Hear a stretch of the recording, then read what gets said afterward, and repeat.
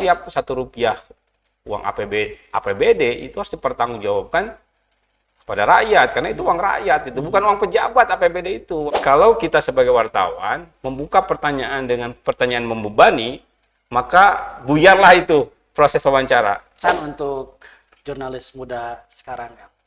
Ya, saya tidak tahu apakah anak-anak muda masih mau menjadi wartawan atau enggak.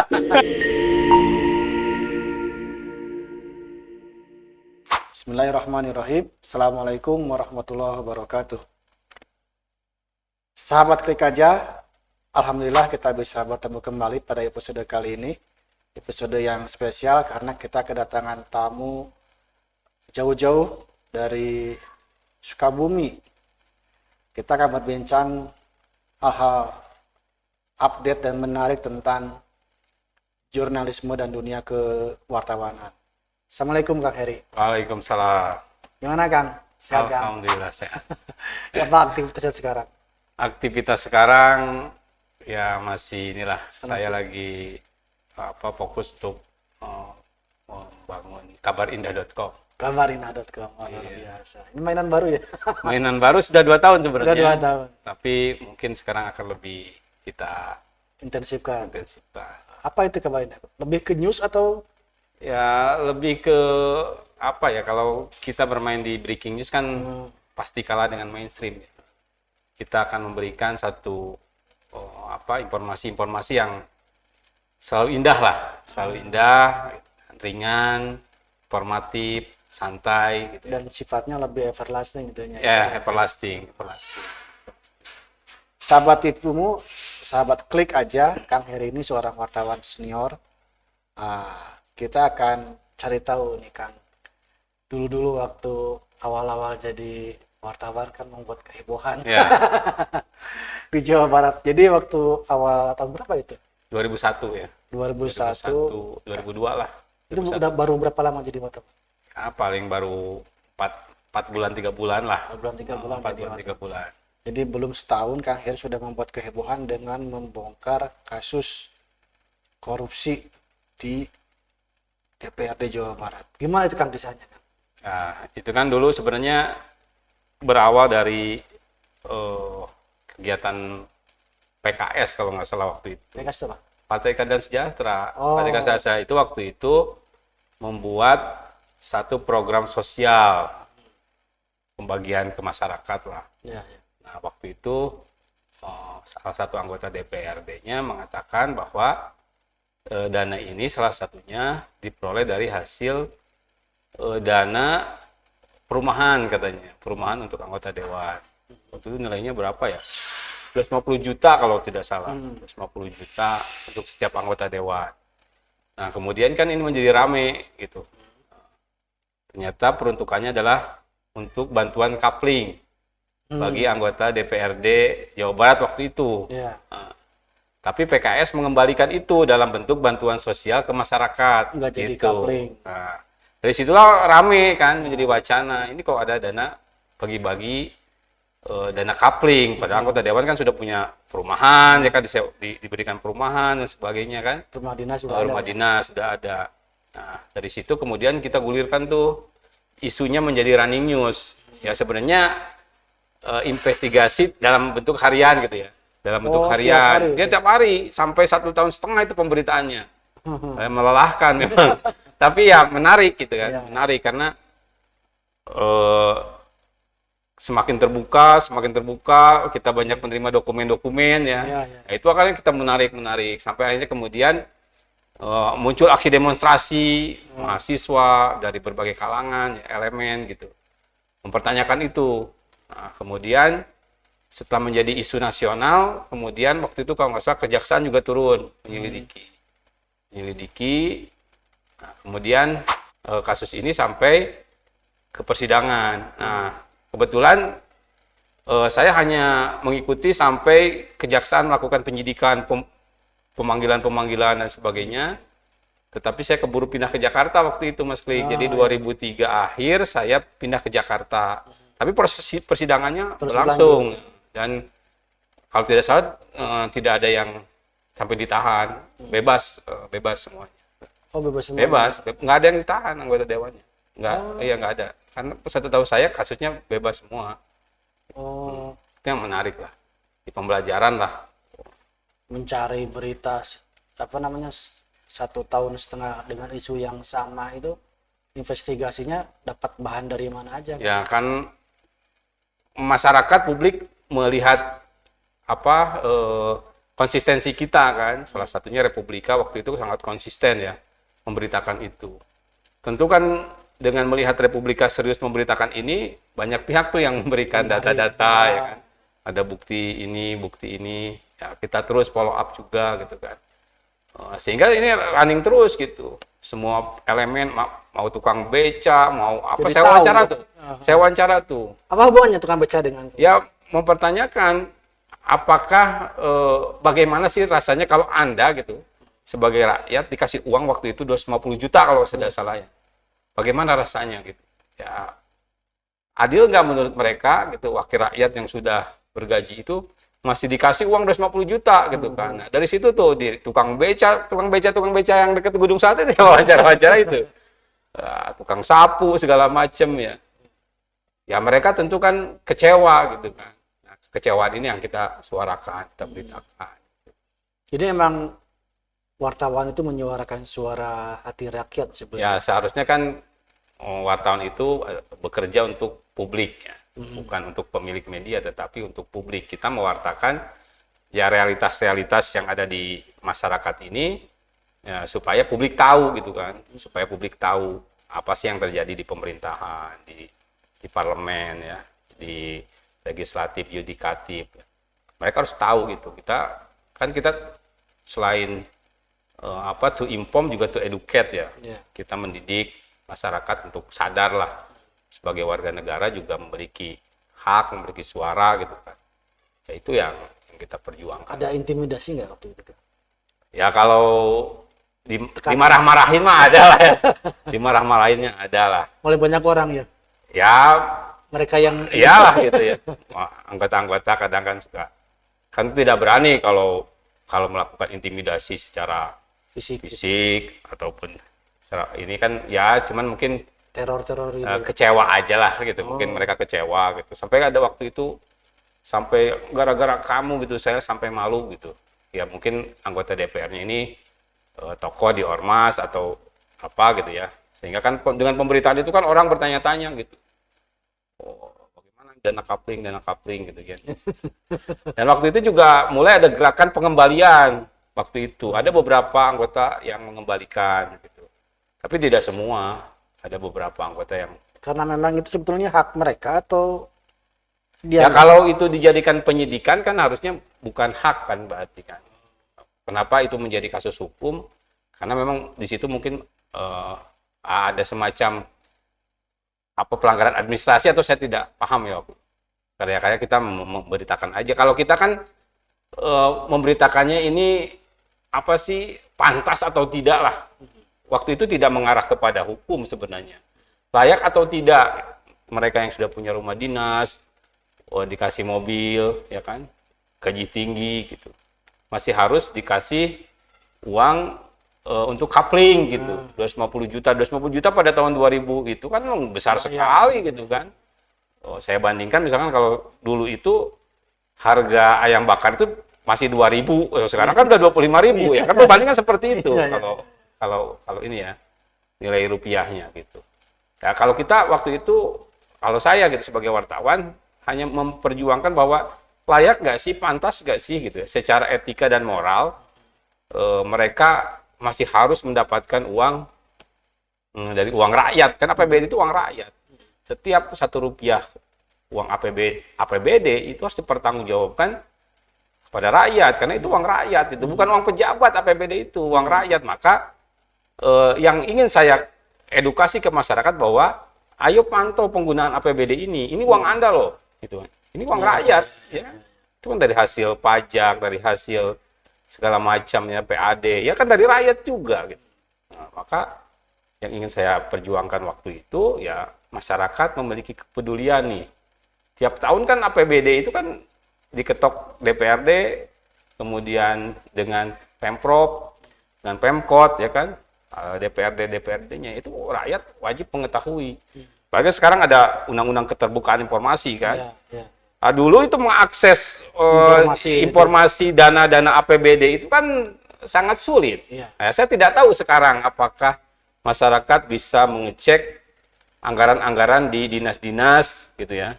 Anggaran-anggaran di DPRD peruntukannya untuk apa dari sekian triliun misalkan. Itu kan harus jelas gitu. Masyarakat harus tahu itu dan pemerintah harus terbuka bahwa dana sekian triliun itu pakai apa saja. Karena kalau tidak diawasi, khawatirnya ada duplikasi anggaran, itu yang dulu kita kritisi juga. Dulu ada Pak Suprapto itu dulu pakar APBD gitu. Dia melihat dugaan-dugaan duplikasi, ya kita beritakan lagi gitu kan. Ya itulah pentingnya pers untuk mengawasi kekuasaan itu di situ seperti. Tekanan versi waktu itu kan dipakai apa? Data-data yang di Facebooknya Kang Hedi punya itu dipakai juga oleh kejaksaan nggak? Ya pastilah. Kejaksaan boleh meminta data kita? Enggak, kalau kejaksaan kan mereka pasti punya investigasi akses. Sendiri ya? Ya, investigasi sendiri. Kadang juga kita memberitakan hasil temuan kejaksaan ataupun kita memberitakan hasil temuan kita. Kadang-kadang kan saya misalkan dapat satu kwitansi transparan gitu. Nah, itu kita dapat, kemudian kita konfirmasi. Nah, tetap coverboard side itu tetap kita junjung tinggi. Jadi tinggi. memang kerja-kerja jurnalistik yang dipakainya ya? Ya. Coverboard side. Ya, coverboard side. Ya, tetap kita meskipun setahun setengah itu ya tidak pernah kita trial by press ya. Nah, kita selalu gitu ya melakukan dugaan gitu kan. Kemudian juga orang-orang yang pihak DPRD baik pimpinan maupun anggota selalu kita wawancara konfirmasi gitu. Jadi tapi mereka terbuka, Pak. Ya kalau untuk konfirmasi kan pasti mereka harus memberikan penjelasan. Kalau terbuka atau tidak kan saya tidak tahu juga kan. Nah, itulah. Ya, menarik lah kalau kasus yang lain, Kang? Nggak ada kayaknya. Yang heboh yang menarik itulah. Yang heboh itu. Saya kemudian ke Jakarta kan lebih banyak 2 tahun setengah itu di gaya hidup. Berubah tuh dari berita-berita ini kemudian investigasi menjadi berita-berita gaya hidup, lifestyle. Sebenarnya menariknya apa jadi wartawan? Ya, menariknya adalah wartawan itu selalu menjadi orang yang pertama mendapat informasi dulu ya kan. Sekarang kan era berubah. Wartawan itu selalu mendapatkan informasi pertama. Nah, kemudian kita juga memberikan informasi itu kepada masyarakat atau ke publik. Ya itu kepuasan gitu. Kadang kepuasan kita itu adalah memberitakan sesuatu dan kemudian itu mengubah kebijakan. Dulu zamannya yang mau membangun Jawa Barat yang convention center yang kalau yang sekarang itu kan sempat beberapa kali kita gagal. Itu setiap ada wacana itu kita sikat karena itu kan daerah resapan dulu. Itu daerah resapan. Dan kemudian kalau saya nanyanya ke pakar arsitektur di ITB misalkan, ini bagaimana sih kalau ini dibikin ini? Oh, nanti ini menutup landmarknya gedung sate gitu ya. Yang sate kan ini ciri khas Jawa Barat. Kalau ini lebih tinggi dari itu jadi ketutup gitu kan. Ya saya menulis juga tentang itu. Ya. Jadi di depan gedung sate itu sebelah gazebo itu dulu ada tanah kosong. Daerah resapan itu danau kayak danau. Nah, sekarang jadi hotel. Jadi hotel ya? Saya nggak tahu sekarang jadi hotel. Dan itu jadi kontroversi karena pembangunannya ya apalah banyaklah alasan dari masyarakat mengkritisi pembangunan danau itu menjadi bangunan. Ya Kang ya. Ya. Nah, menarik menurut saya juga ikut magang dulu ya. Sebenarnya jadi cita-cita nggak Kang jadi wartawan itu? Ya. Dulu awalnya saya memang ingin menjadi wartawan itu dari sejak SMP nonton satu film gitu ya. Saya juga lupa judulnya. Jadi pemeran itu Robi Sugara, saya ingat. Jadi dia adalah perannya sebagai mahasiswa publisistik Unpad dulu. Wah, jadi wartawan. Menarik kayaknya jadi wartawan. SMP. Kemudian SMA saya nggak berubah. Saya pengen jadi insinyur teknik kimia, insinyur kimia dulu. Karena nggak kesampaian gitu ya. Iya. Saya matematika kurang suka. Kelas 3 SMA kembali tuh pengen jadi wartawan. Pengen jadi wartawan. Jadi saya kalau tiap pulang sekolah dulu ada tabloid aksi namanya. Tabloid aksi harga 500 perak kalau nggak salah dulu. 250 ya, nggak tahu pokoknya segitulah. Nah, tiap pulang sekolah itu seminggu sekali saya beli itu. Nah, kemudian saya baca. Kemudian saya ketik tuh surat pembaca di aksi itu. Ketik gitu ya. SMA itu ya. SMA dimuat kan seneng gitu. Dimuat seneng ya itulah. Ya kemudian IAIN waktu itu buka jurusan jurnalistik. Kebetulan kakak saya ngasih tahu bahwa kakak saya kan kuliah di IAIN juga. Ini ada jurusan jurnalistik. Ya udah situ. Itu rezekinya kuliah di situ lah, takdirnya. Angkatan pertama ya. Angkatan pertama. Di IAIN Bandung, angkatan pertama jurusan jurnalistik. Ya, sekarang UIN ya, Fakultas Dakwah Komunikasi. Dulu ya Fakultas Dakwah. Tapi kan ada juga yang jurusan kuliahnya di jurnalistik, tapi seberes kuliah di jurnalistik nggak jadi wartawan juga. Ya, tapi akan terus lurus di jurnalistik. Ya karena memang ya sudah kecemplung karena kita dari SMA udah niatnya pengen jadi wartawan ya udah gitu. Akhirnya. Ya saya juga kan di Republika itu diajak dulu magang, karena nggak terlalu percaya diri dulu pas magang di Republika gitu. Teman saya nih Kang Roni, temennya Mas Krik ini, yang pede kan dia yang pede. Iya pede ya. Orang Tasik yang pede itu. Ya kan? Udah kita magang ke Republika, orang batur katanya. Diajak sebelum diajak. Karena kalau dia kan sering nulis di Republika itu apa sih di komentar-komentar dulu kan, dia sering dimuat tuh. Dia pede kan, udah Republika aja. Saya dulu pinginnya Gala aja lah dulu, Gala. Soalnya Republika lebih lebih nasional. Ya lebih nasional, mengukur kemampuan, mengukur kemampuan gitu ya. Ya udah akhirnya kepaksa karena dia udah ngajuin, ya ikut. Gitu. Cuman kalau si Kang Roni ini kan waktu magang dia kan aktivis IMM. Ya. Jadi banyak bolosnya, banyak bolos ketika magang. Kalau saya kan full gitu di situ, full ditugasin apa kayak kerjain gitu kan. Saya kerjain terus gitu. Nah dulu masuk wartawan balai kota aja susah banget tuh anak baru kita nggak Ya saya ikutin aja. Jadi kalau itu masih magang gitu. Masih magang. Jadi waktu magang itu kuncinya datang paling awal, pulang paling akhir. Jadi kalau wartawan senior belum pulang ya saya diam aja dulu gitu. Mereka bergerak kemana gitu. Nah dari situ meskipun belum diterima nih di komunitas wartawan-wartawan senior karena magang kan, karena melihat saya itu ulet kali ya, mau menunggu datang paling awal gitu kan. Ya, akhirnya kita diajak juga tuh, jadi tidak pernah kebobolan berita, ya kan. Saya ngejagain balai kota itu nggak pernah kebobolan berita gitu kan. Nah mungkin dari situ itu rumus sendiri yang dibuat sendiri nggak itu datang paling awal pulang paling akhir itu karena kan kita belum punya jaringan maka ya kita harus datang lebih awal gitu kan untuk mencari informasi ada apa namanya anak baru kan nggak bisa kita mengakses sembarangan kan siapa kan gitu. Kemudian dari situ ya kita akhirnya saya diterima gitu. Nah beberapa kasus peristiwa gitu, saya tidak pernah bobol. Kalau dulu kan sistemnya bobolan kalau berita itu. Karena dulu belum ada media online, setiap media itu ingin tampil eksklusif kan. Paling pertama. Ya pokoknya kalau dulu itu kita bisa membobol media lain tidak akan dapat, kita yang dapat. Kalau sekarang tidak bisa, karena ada media online. Ya, koran ya. Kalau koran itu tidak akan mungkin bobol, karena pasti akan memantau perkembangan berita di media-media online. Kalau dulu kan tidak ada media online, kita bisa keep berita kita supaya media lain tidak dapat. Nah, kalau media lain tidak dapat, berarti mereka akan dimarahin sama bosnya. Sama kalau saya juga tidak dapat, mereka dapat, ya kita yang dimarahin. Maka kuncinya adalah itu tadi, datang lebih awal, pulang lebih akhir. Gitu. Sampai akhirnya beberapa kasus itu ya kita tidak pernah bobol. Yang menarik itu di Gedung Sate dulu. Di Gedung Sate itu ada ya senior kita yang tertutup lah gitu ya. Ya kita bikin pasukan wartawan anak-anak muda dulu tuh, ada 2 tuh, anak muda, anak ini. Maka di gedung sate itu dulu ada namanya wartawan tangga, fraksi tangga. Ya kita nongkrongnya di tangga di situ, di tangga DPRD. Sekarang masih ada grupnya, grup wartawan fraksi tangga. Saya di situ lah, anak-anak muda ngumpul gitu ya.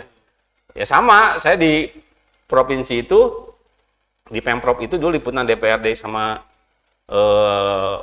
gedung sate itu, gubernur itu ya datang paling pagi, pulang paling akhir. Jadi kalau Pak Nuriana waktu itu rapat dengan kepala dinas gitu, sampai jam 4, jam 5 beliau belum keluar tuh Pak Nuriana, saya masih nunggu tuh di luar. Sampai pulang beliau. Sampai pulang beliau. Jadi Pak Nuriana itu mungkin nama nggak kenal sama saya, tapi kalau wajah kenal. Jadi kalau ngobrol, kadang marah gitu kan. Pak Nuriana itu kan Nanti beliau juga baca berita juga tuh. pasti. Jadi saya dapat informasi itu dari Ketua DPRD waktu itu Pak Eka Santosa. Jadi kata Pak Eka itu subuh-subuh itu Pak Nuriana itu sudah baca Republika. Menyerang apa lagi nih? Ngeritik apa lagi nih gitu kan. Republika ngeritik apa lagi nih gitu. Jadi sampai itulah Pak Nuriana kan jenderal ya. Jadi kalau dulu kan gubernur, wali kota itu jenderal. Ya menarik lah gitu ya. Beliau itu suka, meskipun kesel saya kritik mungkin ya, tapi tetap gitu kalau ke saya pasti manggil gitu. Gitu. Yang menarik lagi tuh ini dulu liputan Balai Kota zaman Pak Atarmana.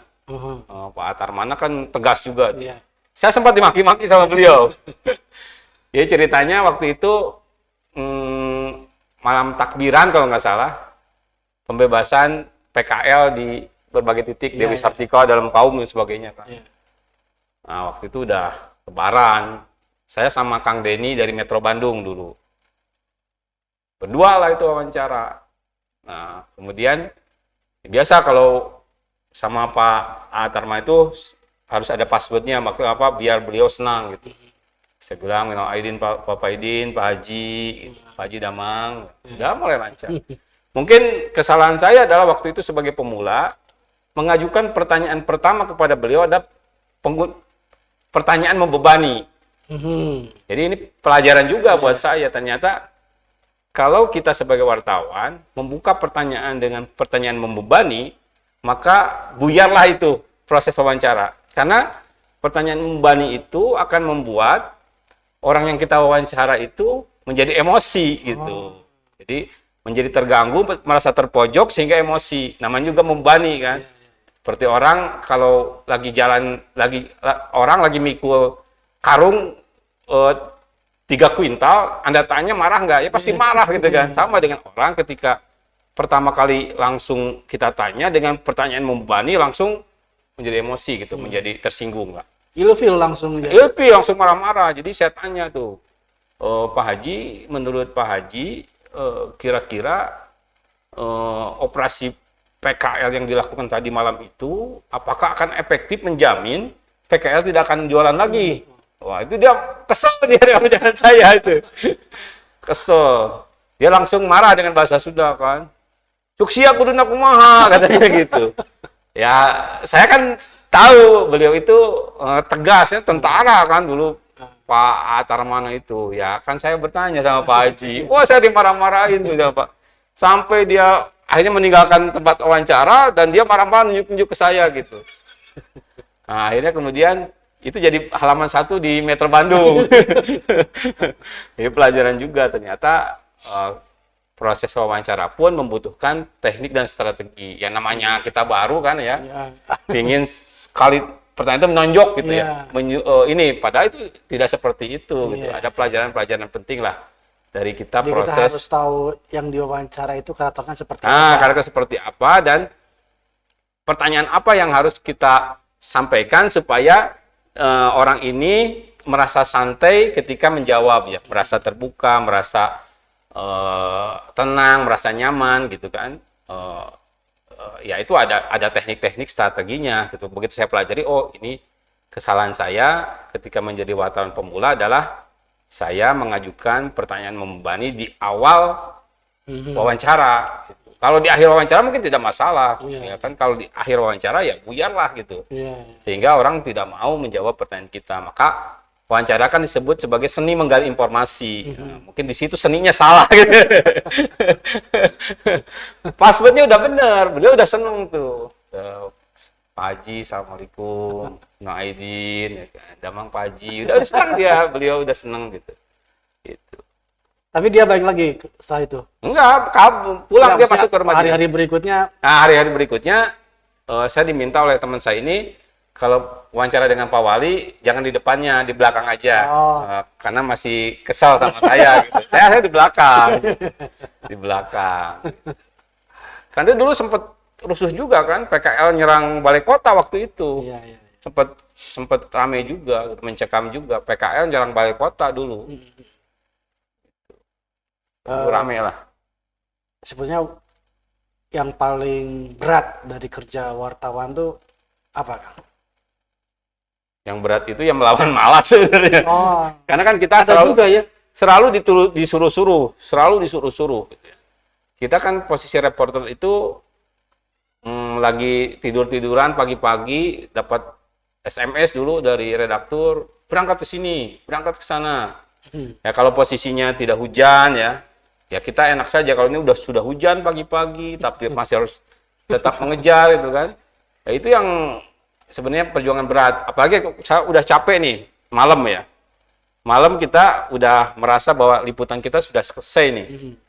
Nah, tapi dulu saya pernah buat liputan di Tangerang misalkan. Ini kan dari pagi saya liputan sampai ke Tiga Raksa itu kan dari kota Tangerang itu jauh tuh. Pusat pemerintahan Kabupaten Tangerang itu di Tiga Raksa. 3 jam lah dulu itu. Nah udah jam 7 sudah di warnet, dulu kan di warnet, harus di warnet. Nah, kemudian mau pulang itu disuruh liputan ke bandara. Ada Laksamana Soekardi katanya mau terbang ke Australia waktu itu. Kan dari Tangerang ke bandara itu jauh dan nggak ada angkutan dulu. Kalau sekarang sih ada Gojek segala macam ya. Dan susah masuk bandara itu kalau dari Tangerang itu. Ya mau nggak mau kita harus berangkat gitu. Memastikan bahwa bener nggak Pak Laksamana Soekardi waktu itu mau terbang ke Australia. Kan dulu diduganya mau kabur, apalah waktu dulu tuh ya. Kita suruh ditanya, jalani gitu. Dapat tapi Dapat. mau nggak mau. Mau nggak mau dapat. Jadi saya pernah dapat satu tugas ya, yang itu tidak masuk akal menurut saya, tapi saya dapat gitu. Jadi waktu saya sedang libur, jadi masih di Jakarta awal-awal jadi reporter, masih di Tangerang sama. Nah, saya mainlah ke Blok M, waktu jalan-jalan karena waktunya libur kan, libur. Dapat telepon dari redaktur, Her, kamu liput penemuan fosil raksasa di Lebak, Banten. Wah, saya waktu itu kan langsung pulang tuh saya dari Blok M, saya ke Tangerang, saya beli koran-koran lokal. Nggak ada beritanya kan. Ini fosil raksasa di Lebak. Ini nggak ada kata saya kan. Ya udah akhirnya ke warnet lah saya. Nemulah di situ di apa ya? Kecamatan apa gitu ya. Saya nanya ke redakturnya, Pak, ini saya nggak nemu di berita-berita. Di mana lokasinya? Cari kamu sendiri katanya. Pokoknya harus dapat. Wah, luar biasa itu. Saya subuh-subuh ke Rangkas Bitung. Ke Rangkas Bitung naik bis dari Tangerang. Udah. Turun, ya instingnya kita kan rebutan tuh. Ayo. Enggak. Saya mau makan dulu. Makanlah, saya makan. Ngobrol sama si ibunya. Bu, ada Di terminal itu. Di terminal, Bu, adakah tukang ojek yang bisa saya bayar? Saya mau ke sini, kecamatan apa ya dulu ya, Marga apa ya gitu ya. Oh ada katanya. Si Mang Udin, si Mang Asep. Kasih dah, ini tukang ojeknya. Diantarlah saya, pokoknya saya minta ke kecamatan ini harus menemukan fosil pohon raksasa gitu ya. Keliling-keliling kan namanya kecamatan kan luas juga kan, luas juga. Masuk ke situ, nyebrang yang kalau di sana di Banten itu sungai ratusan meter ke bawah, panjangnya ratusan meter, sekitar 100 meter, pakai bambu itu yang jembatan getek gitu. Jembatan bambu kan jembatan gantung. Iya, jembatan gantung. Waduh itu. Saya kan nggak berani, saya turun, saya jalan kaki. Sudah sampai di sana, nanya, oh bukan di sini, di sebelah sana. Balik lagi. Sama, kita nyari lagi. Lewat jembatan itu lagi, jembatan lagi seperti itu. Jembatannya lagi bolong-bolong, lagi dibenerin, coba bayangkan. Jembatan bambu bolong. Ya, lagi diperbaiki gitu kan. Ya Allah itu. Bukan di sini, balik lagi. Sampai akhirnya si tukang ojek ini udah ke sebelah sana aja lah kita. Oh, nanjak jalan berbatu-batu. Sampai akhirnya kita ketemu satu pos tuh. Satu pos ronda lah gitu. Ada orang lagi tidur-tiduran. Nanya, Pak, numpang nanya, kalau fosil pohon raksasa itu di mana? Oh, dia kaget tuh. Dari mana? Dari Jakarta, wartawan Republik. Oh, udah sampai Jakarta ya informasinya katanya. Akang tahu, kata saya gitu kan. Ya tahu lah, ini suratnya kata saya dari Pemda soal fosil pohon itu, gitu kan. Ternyata dia tuh Tokoh pemuda di situ. Tapi itu jauh lagi posisinya. Antarkan saya ke sana. Gimana saya mau nganterin? Kan saya nggak ada motor, kata dia. Akhirnya si Mang itu, tukang ojek itu, saya suruh nunggu di situ. Mang nunggu di sini. Saya mau ke lokasi dengan si pemuda ini, gitu. jalan kaki jadinya. Pakai motor. Si tukang ojeknya nunggu di pos itu sendirian. Bayangin orang percaya ya kalau dibawa kabur gimana motornya, kan? Jadi akhirnya dibawalah sama si tokoh pemuda itu. Nah ini katanya nih. Akhirnya saya wawancara di situ ya segala macam. Akhirnya dapat tuh berita.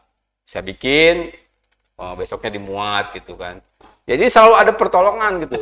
Selalu ada pertolongan. Kalau saya itu dulu Jakarta itu kan kalau sekarang enak banget ya, ada Google Maps segala macam. Jadi kalau di Jakarta dulu liputan ke yang sempit-sempit itu kan harus kita fotokopi peta.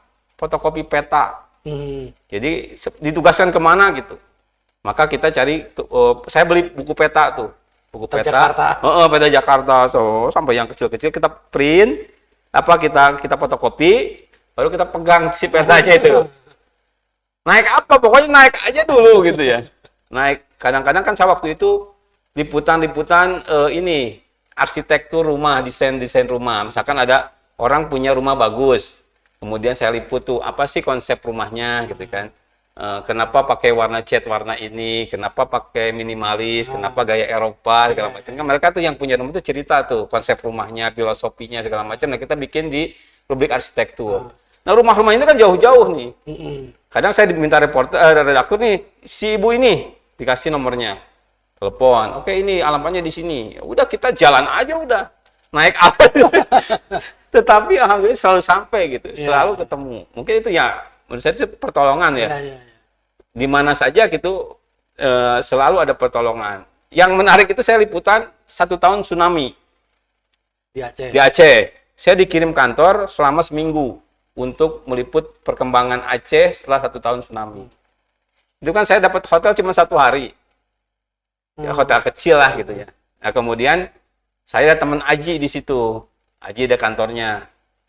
Nah, saya nginep lah situ ya, ngampar-ngampar itu ya pakai tikar gitu tidurnya. Yang penting saya bisa liputan lah. Satu hari pulang maghrib dari liputan itu, naik bentor. Saya bilang ke jalan Merak kalau nggak salah. Tidak tahu saya dibawa kemana sama si tukang bentor ini.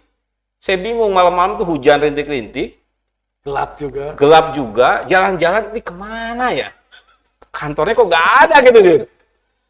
Sampai satu persimpangan, saya lagi jalan tuh, udah putus asa lah, ini nginep di mana aja lah ya. Tiba-tiba ada ini orang pakai motor. Mas, kok ada di sini? Iya nih, saya lagi nyari kantor Aji, kata saya. Ya, bukan di sini katanya. Ternyata itu orang Aji. Jadi kalau saya tuh kadang-kadang lihat orang sepintas itu suka lupa gitu. Dia kenal sama saya gitu. Udah naik motor. Itu udah Isa, setelah Isa itu alhamdulillah bisa balik. Bisa balik. Kalau sekarang kan Google Map gampang gitu. Telepon gampang. Kalau dulu kan kita ya aduh gitu. Selalu ada pertolongan gitu. Kita liputan dimanapun kesesat segala macam itu selalu kita menemukan gitu ya. Ya mungkin ya itu lagi pertolongan Allah itu yang selalu kalau kita mencari sesuatu ya selalu dimudahkan, ya selalu sampailah pada tempatnya gitu. Tidak pernah gagal lah intinya gitu ya. Kalau gagal kan kita malu gitu. Kalau gagal kita karena prinsip jurnalis kan jalan kaki ya. Jalan kaki. Dulu saya warjaki. wartawan pejalan kaki. Mungkin kota Bandung ini sama Kang Roni dulu ya udah saya kelilingi lah. Saya tuh kalau saya sama istri Dulu sama kantor di mana Republikannya? dulu di Muara Rajen sempat, terus pindah ke Lengkong Kecil. Saya sampai di Lengkong Kecil tuh. Nah itu kota Bandung itu ya saya pernah kelilingi itu jalan kaki, ya, jalan kaki kan Bandung tuh kadang-kadang searah ya jalannya. Kalau kita kelewat ya udah harus jalan kaki, jalan muter kaki. ya. Jadi saya jalan kaki keliling Bandung tuh udah biasa. Jadi kalau saya sama istri sama anak nih ke Bandung nih, ini ayah pernah jalan kaki,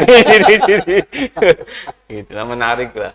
Nah, Kang, itu kan berapa ya, 20 tahunan nih ya. 20. Nah, sekarang wartawan-wartawan sekarang itu kadang ya ada beberapa wartawan yang cukup duduk di rumah, pantau dari media online, dia jadi berita. Ya. Tanpa harus keluar rumah, tanpa harus jalan kaki, tanpa harus naik kendaraan. Ya. Itu gimana, Kang? Kan itu wartawan. Ya sekarang kan dunia berubah, dunia berubah, teknologi berubah, tren media juga berubah. Karena sekarang ada namanya digital online, jurnalisme digital ya, digital journalism gitu ya. Ya menurut saya kan sekarang mencari informasi itu karena kita hidup di dua dunia ya, dunia maya, dunia nyata. Ya mungkin ada teman-teman jurnalis yang lebih fokus kepada memantau peristiwa di dunia maya. Dan memang tren jurnalisme itu ada kan, sedang muncul sekarang. Dari mana kita liputannya? Ya dari media-media sosial tuh. Dari media-media sosial, bagaimana cara mencari berita satu peristiwa gitu ya, melakukan kita liputan melalui ya Twitter, melalui Facebook, melalui Instagram, ya, melalui YouTube gitu. Itu bisa dilakukan saat ini gitu. Tapi ada juga tetap wartawan yang sehari-hari meliput di lapangan gitu kan. Ada yang memang konsen di mereka mantau di media sosial apa yang terjadi, karena kan satu peristiwa terjadi 1 menit kemudian sudah muncul di media sosial. Ya, tapi kan tentu itu ada teknik-teknik ya yang harus dipelajari, seperti apa etikanya memakai foto orang lain, ya kan? Apakah seorang wartawan itu tidak boleh langsung mengambil begitu saja sebuah foto atau video, tetapi harus melakukan analisis dulu. Analisis apakah video ini benar-benar terjadi, apakah siapa yang mengambil video ini, ya kan? Itu harus dipastikan dulu, gitu. Nah, idealnya si wartawan ini ketika misalkan Mas Klik mengupload satu foto peristiwa atau video, maka si wartawan ini harus menghubungi Mas Klik dulu sebelum mengambil ini, meminta izin dulu. Tidak bisa kemudian video orang itu langsung diambil. Jadi harus melacak dulu dari mana sumber si video ini. Kan pernah ada satu media online misalkan di sosial medianya itu menayangkan satu video yang katanya itu peristiwa banjir bandang di Cianjur Selatan akibat gempa di Cianjur. Padahal video ini sudah beredar sebelum gempa di Cianjur itu. Ini kan keteledoran sebenarnya. Berarti ini prinsip etika jurnalistiknya tidak dilakukan. Nah, kan media-media mainstream tidak boleh melakukan seperti itu. Jadi dia harus memastikan bahwa peristiwa yang dilaporkan di media online yang berdasarkan fakta-fakta di media sosial itu harus diverifikasi. Tetap jurnalisme itu kerjanya verifikasi, memastikan apakah peristiwa itu benar terjadi. Jangan sampai sekarang kan kita gampang bikin hoax itu kan. Ini ada peristiwa apa? Banjir gitu. Dulu ada misalkan banjir di Cicurug, Sukabumi. Tiba-tiba muncul video yang seakan-akan terjadi di Cicurug. Padahal itu terjadi di Jepang. Disebutkan terjadi di Cicurug. Nah, jadi kerja-kerja jurnalisme online pun gitu ya. Wartawan yang memperoleh informasi dari dunia digital pun dia tidak kalah sulitnya dengan yang di lapangan. Dia harus memastikan dulu, verifikasi dulu. Jangan sampai media-media mainstream ini mengorbankan kredibilitasnya karena ingin kecepatan, maka kemudian muncul misalkan ada kerusuhan di mana, padahal kerusuhannya tidak terjadi, dan bahkan mungkin ini videonya kapan, itu harus dideteksi dulu, jangan emosional, jangan instan gitu. harus diverifikasi dulu, harus diverifikasi dulu. Yang saya pernah juga punya kesalahan, belajar dari pengalaman. Dulu saya di online, ingin cepat-cepatan, mengejar kecepatan. Waktu itu saya mantau internet, Twitter, mantau Twitter. Nah, waktu itu si Kang Arman Maulana membuat satu postingan di Twitter, Innalillahi, Mpok Nuri meninggal. Kan saya paham Arman Maulana ini kredibilitasnya artis yang tidak ada celaknya lah ya, tidak ada gosip, tidak apa gitu kan. Maka saya naikkan tuh, Innalillahi, Mpok Nuri. Saya mengambil sumber dari Arman Maulana. Ternyata itu Arman Maulana juga dapat informasi yang keliru gitu. Jadi udah keburu traffic tinggi gitu kan. Ternyata Arman Maulana juga meralat gitu ya. Jadi kita juga meralat. Iya, jadi ini udah tinggi nih, bingung. Dulu kan belum ada panduan online kan, belum ada panduan cyber awal-awal gitu. Gimana nih? Ini udah berita udah begini nih, si traffic kita dari landai malam tuh udah begini tegak nih kan. Gimana nih? Akhirnya ya udah kita ganti judulnya dan diberitakan di bawahnya bahwa ini. Lalu kita dapat hujatan juga dari ini wartawan nggak mau kerja gitu, pengen instan ya. Itu pelajaran lah bagi kita ya. Akhirnya memang meliput di secara online pun, secara digital pun itu membutuhkan effort yang keras juga gitu. Nggak cuman duduk aja. Iya, harus cermat, dia harus mengecek ini, konfirmasi itu.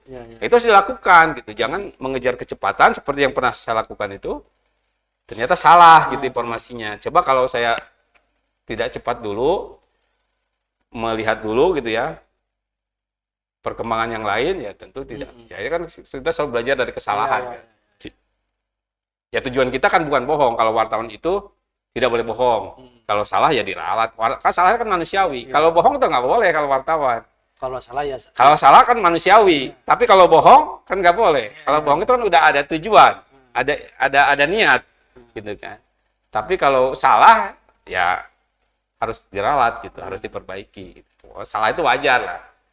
Pesan untuk jurnalis muda sekarang ya. Ya saya tidak tahu apakah anak-anak muda masih mau menjadi wartawan atau enggak. Perlu dilakukan riset ya, meskipun perguruan-perguruan tinggi ilmu komunikasi ini sedang ngetren kan, tapi tanyalah apakah mereka mau menjadi wartawan. Saya tidak yakin berapa persen dari mereka mau menjadi wartawan. Memang kan jadi wartawan itu tidak mudah gitu kan, perlu orang yang memiliki vitalitas yang tinggi. Kalau dalam jurnalistik itu, dalam jurnalisme itu, seorang wartawan itu harus memiliki vitalitas yang tinggi. Harus sabar, harus ulet, harus kerja keras, harus mencari peristiwa dengan jalan cerita, kemudian melakukan cek, recheck, triple check. Ini yang berat nih, cek, recheck, triple check, memastikan bahwa informasi yang kita sampaikan ini benar-benar fakta yang akurat. Ya, harus faktual dan akurat. Itu kan kuncinya. Selain kecepatan, faktual dan akurat. Itu kan 3 kunci dalam jurnalistik. Cepat, akurat, faktual. Nah, itu yang agak berat. Gitu. Tekanan-tekanan kerja jurnalisme ini apakah anak-anak ilmu komunikasi ini mau atau enggak gitu. Kalau dulu kan setiap bukaan calon reporter di media itu kan orang anak-anak sarjana itu beribu-ribu lah orang mendaftar. Sekarang tanya deh ke pengelola-pengelola media mainstream yang besar lah. Mudah nggak mereka mencari reporter untuk era sekarang gitu ya? Pasti akan ada sedikit kesulitan, gitu kan. Anak-anak sekarang kalau dulu kan menjadi wartawan itu kan panggilan, gitu. Panggilan karena ingin ini. Kalau sekarang kan anak-anak sekarang ini nyari kerja, bukan dorongan. Sementara kan jurnalisme ini profesi, gitu. Jurnalisme itu profesi yang menuntut memang dia passion gitu ya, passion di bidang itu gitu. Bukan sekedar cari duit. Ya kalau cari duit di wartawan ya gajinya berapa sih? Wartawan kan teman-teman juga paham lah. Jadi ada yang lain yang lebih gede gitu. Iya, dibanding bidang-bidang lain juga lebih menjanjikan. Apalagi kan sekarang industri media juga di mana-mana lah di dunia juga sedang sunset juga gitu. Sekarang orang dengan media sosial dia mendapatkan informasi menjadi lebih mudah, bahkan mereka pun bisa menjadi wartawan gitu kan, dengan media sosial yang dimiliki akun-akun mereka itu mereka bisa memberikan informasi gitu kan. Nah, ini tantangan berat bagi media-media mainstream gitu kan. Ya kuncinya maka media mainstream harus kuat diverifikasi gitu kan. Iya. Kalau verifikasi media-media mainstream ini kendor gitu kan, berita hoax bisa masuk misalkan, ya udah wassalam lah, tamat lah dunia media gitu kan. Ya itu kelemahan media sosial kan lebih pada verifikasi kan. Iya. Maka media mainstream ini ya harus menjadi media yang mengedepankan verifikasi yang ketat gitu, sehingga informasi yang muncul dari dari media-media mainstream ini memang harus benar-benar terbukti akurasi dan benar-benar faktual gitu. Iya. Jadi bisa dihitung dengan jari anak muda yang Ya mungkin ya kalau riset aja lah gitu, riset aja. Mungkin fakultas-fakultas ilmu komunikasi ini perlu melakukan riset seberapa besar sih minat mereka untuk menjadi wartawan. Dan yang menarik ini, anak-anak jurnalistik atau anak-anak ilmu komunikasi ini kalau ditanya di kelas, apakah siapa yang biasa membaca berita? Koran tuh nggak ada. Siapa yang baca berita online? Paling satu. Siapa yang secara khusus? Itu mahasiswa jurnalistik. Mahasiswa ilmu komunikasi termasuk jurnalistik. Iya. Jadi mereka itu juga tidak membaca media, gitu kan, bayangkan. Ini anak-anak dipersiapkan untuk menjadi jurnalis, tapi mereka juga tidak membaca media, gitu. Kan PR-nya gede banget. Prihatin lah gitu ya, prihatin gitu ya. Jadi dunia kampus itu perlu terus untuk melakukan riset ya. Ketika membuka jurusan jurnalistik itu, apakah ya harus ditanya dong, mereka mau jadi apa gitu. Kalau menjadi wartawan ya harus dipersiapkan gitu. Padahal kan kalau dulu siapa itu Tempo itu, saya lebih baik menjadi ngajari jurnalistik ke anak fisika daripada ngajari fisika ke anak jurnalistik. Ya kan basicnya anak fisika itu biasanya cerdas biasanya. Bukan, maksudnya kan kalau liputan masalah fisika mereka sudah menguasai dibanding anak jurnalistik yang disuruh belajar dulu fisika lagi. Ya akhirnya memang yang menguasai ya anak-anak jurnalistik kadang kalah gitu dengan jurusan-jurusan umum gitu, anak hukum, anak ekonomi gitu kan. Bahkan anak biologi kimia, anak arkeologi itu jadi wartawan itu mereka lebih cepat ya. Karena menguasai bidangnya. Apalagi anak ekonomi itu jadi wartawan ekonomi lebih cepat gitu kan. Kalau anak jurnalistik kan belajarnya ya sedikit-sedikit, dangkal-dangkal gitu kan. Dangkal-dangkal sehingga ketika anak jurnalistik disuruh liputan hukum kan gelagapan. Tapi kalau anak hukum disuruh liputan hukum dia HAM gitu ya. Kan terakhir. Ya. Cita-cita liputan yang belum tercapai. Apa ya? Liputan. Mungkin apa ya? Ingin memberitakan apa atau ingin liputan apa atau di dalam dunia jurnalistik yang belum tercapai oleh Akang itu. Misalnya kan investigasi kasus besar sudah. Kemudian apa ya? Karena saya tuh sudah berbagai kalau saya tuh yang tidak pernah itu adalah liputan di istana. Di istana tuh belum pernah saya. Di istana presiden itu belum pernah. Tapi kalau saya wawancara wakil presiden khusus dua face to face di pesawat kepresidenan pernah saya. Dengan Pak Yusuf Kalla. Jadi itu pengalaman menarik juga buat saya. Jadi kan ada kabin atau ruang VVIP itu khusus presiden dan ibu presiden. Di situ yang saya wawancara. Jadi saya pernah duduk di kursi presiden gitu ya. Di pesawat presiden. Mungkin yang lain belum pernah ya. Itu ya kekhasannya menjadi wartawan lah gitu ya. Keunikan jadi wartawan sesuatu yang orang belum mungkin gitu ya. Bisa wartawan mengalami itu gitu ya. Jadi nggak ada yang udah semua dilewati ya. Rasa-rasanya. Rasa-rasanya iyalah saya tidak ada ganjelan ya. Ya kecuali saya belum pernah di kepresidenan. Harusnya kan ke lapangan terus ya. Capitol Hill pernah gitu kan, ke ruangan-ruangan kongres, anggota kongres tuh pernah saya liputan ke Amerika ya. Di Amerika, di Washington, ke ruangan Kate Libya itu ke Libya pernah. Libya itu pada saat Qaddafi berkuasa. Masih Qaddafi ya. Masih Qaddafi itu lagi proses membangun dulu. Karena kan Libya itu selalu kena sanksi itu. Di Libya itu unik itu pada tahun berapa sih 2008 ke sana itu bioskopnya itu mungkin film-film 90 baru ditayangin di Libya gitu. Padahal itu duitnya banyak itu negara. Itu lagi sedang membangun hotel Daewoo atau apa gitu ya. Ternyata keburu perang waktu itu ya. Saya tidak tahu perkembangan sekarang. Baik Kang, terima kasih. Mudah-mudahan sahabat Klik Aja jadi terinspirasi dengan cerita-cerita Kang Heri. Jadi membutuhkan keberanian dan effort yang luar biasa bila bercita-cita ingin menjadi wartawan. Terima kasih Kang. Siap. Assalamualaikum warahmatullahi wabarakatuh. Waalaikumsalam.